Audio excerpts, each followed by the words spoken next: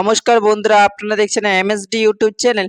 আজকের এই ভিডিওতে কৃষক বন্ধু প্রকল্পে খারিফ সিজনের টাকার সর্বশেষ আপডেট নিয়ে আলোচনা করব। খারিফ সিজনের টাকা আগস্ট মাসে কত তারিখে দেওয়া হবে? বন্ধুরা, কৃষক বন্ধু প্রকল্পের জন্য বড় সুখবর। অনেক অপেক্ষার পর আসতে চলেছে খারিফ মৌসুমের টাকা। আগস্ট মাসে কত তারিখে খারিফ সিজনের টাকা দেওয়া হবে সেই সমস্ত গুরুত্বপূর্ণ তথ্য আজকে ভিডিওতে তুলে ধরা হবে। তাই বন্ধুরা, ভিডিওটি পুরোপুরি দেখবেন।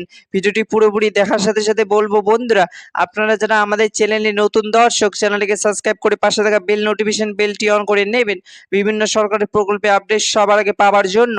তো চলুন বন্ধুরা, শুরু করা যাক। বন্ধুরা, কৃষকদের সাহায্য করতে মুখ্যমন্ত্রী শুভেন্দু অধিকারী আবারও 2026 সালে কৃষক বন্ধু প্রকল্প এই রাজ্যে শুরু করলো।